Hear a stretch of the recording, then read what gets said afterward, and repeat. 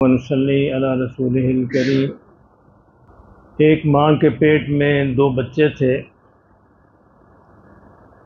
ایک بچے نے دوسرے بچے سے کہا،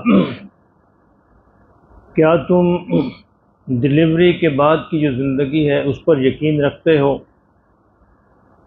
دوسرے نے کہا کہ بالکل میں یقین رکھتا ہوں۔ تو پہلا بچہ ہنس دیا، اس نے کہا یہ کیسے ممکن ہے؟ میں تمہیں بتاتا ہوں کہ ایسی بیوقوفوں والی یقین نہ رکھو۔ ڈلیوری کے بعد کوئی زندگی نہیں ہے، وہی بس ہمارا اختتام ہے، وہ زندگی کا اختتام ہے، اس کے بعد اندھیرا ہے، کچھ بھی نہیں ہے۔ دوسرے بچے نے کہا نہیں، میں یقین رکھتا ہوں کہ وہاں پر ایک نئی قسم کی زندگی ملے گی، بہت بڑی جگہ ہوگی، یہاں پہ بہت بڑی روشنی ہوگی، بالکل اس کا ماحول، اس کے معاملات الگ ہوں گے۔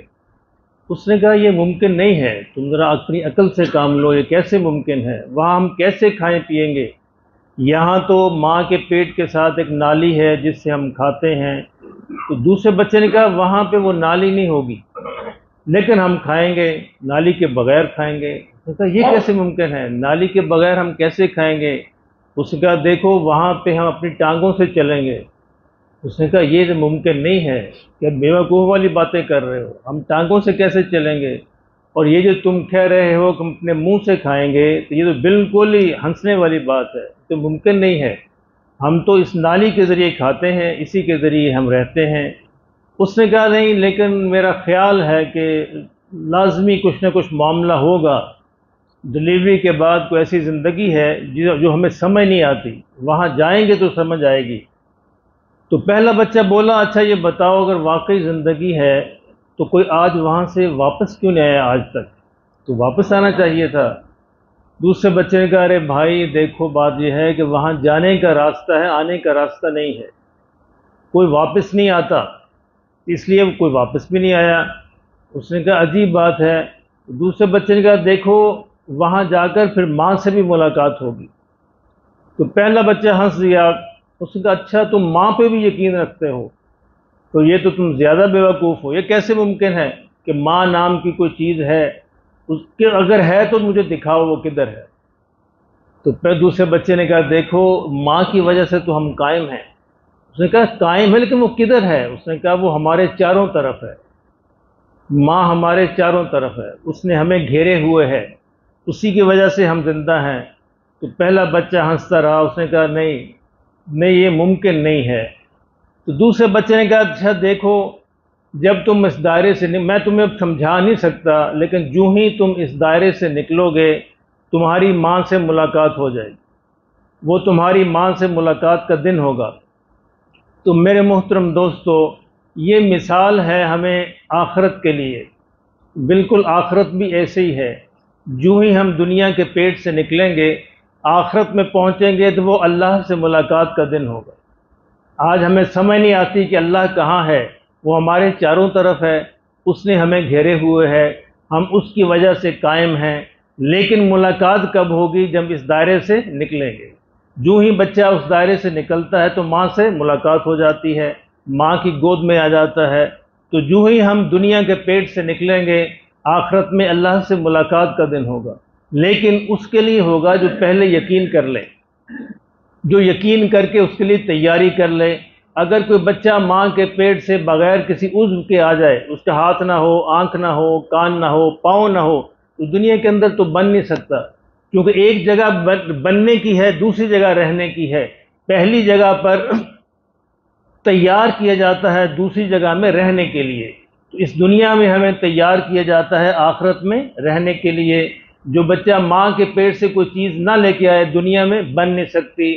اگر دنیا سے ہم آخرت کے لیے کوئی چیز نہ لے کر گئے تو آخرت میں بن نہیں سکتی۔ اللہ ہمیں اس کی سمجھ نصیب فرما دے۔ یہ مثالیں اصل میں تو ان لوگوں کے لیے ہے جو اللہ پر آخرت پر یقین نہیں رکھتے، لیکن ہمارے لیے بھی اتنی ہی اہم ہے، کیونکہ ہمارا اگر یقین کامل ہوتا تو کوئی مسلمان بھی عمل سے پیچھے نہ ہٹتا۔ آج ہمیں عمل کی کمزوری کیوں ہے؟ کیونکہ آخرت پہ جس طرح کا یقین ہونا چاہیے اس طرح کا یقین نہیں ہے، اللہ پہ جس طرح کا یقین ہونا چاہیے اس طرح کا یقین نہیں ہے۔ اس لیے ہمیں بھی جو ہم مسلمان کہلاتے ہیں، ہمیں بھی ان مثالوں کے بار بار سمجھنے کی ضرورت ہے۔ اللہ ہمیں نصیب فرما دے دنیا کے پیٹ سے نکلتے ہی انشاءاللہ اللہ سے ملاقات کا دن ہوگا۔ میرے آقا صلی اللہ علیہ وسلم فرمایا کرتے تھے، یا اللہ میری زندگی کا سب سے بہترین دن وہ ہو جب آپ سے ملاقات ہو۔ تو یہ دعا کیا کرو کہ مولا میری زندگی کا ہر دن پہلے دن سے بہتر بنا دے، اور میری زندگی کا سب سے بہترین دن اور خوشی والا دن وہ ہو جب آپ سے ملاقات۔ دیکھا کتنا خوشی کا دن ہوتا ہے بچے کے لیے جب وہ ماں کی گود میں آ جاتا ہے، ماں سے ملاقات ہو جاتی ہے۔ تو اللہ ہمیں نصیب فرما دے ہم اللہ کو دیکھیں، اللہ کا دیدار کریں، اور اللہ کے دیدار سے اپنی آنکھوں کو ٹھنڈا کریں۔ کہتے ہیں جنت میں جانے کے بعد انسان کو بس ایک نعمت کا انتظار کرنا پڑے گا، وہ ہے اللہ کا دیدار۔ باقی کسی نعمت کا انتظار نہیں کرنا پڑے گا، جو ہی انسان چاہے گا وہ حاضر ہو جائے گی، لیکن اللہ کے دیدار کے لیے انتظار کرنا پڑے گا، اور وہ دیدار درجات کے مطابق ہوگا۔ جس کا جتنے درجے ہوں گے اتنا ہی زیادہ اس کو اللہ کا دیدار نصیب ہوگا۔ اللہ ہم سب کو نصیب فرما دے۔ میرے محترم بھائیوں، 27ویں شب کو انشاءاللہ ختم قرآن پاک کی محفل ہے، تو آپ حضرات سے گزارش ہے کہ اس میں اندر تشریف لائیں، دوسرے دوستوں کو بتائیں۔ اچھا دیکھیں، بعض اوقات باتیں چھوٹی سی ہوتی ہیں، جیسا میں نے پہلے بھی عرض کیا، کسی بھی نفل عمل کے اندر بہت ساری نیتیں کی جا سکتی ہیں۔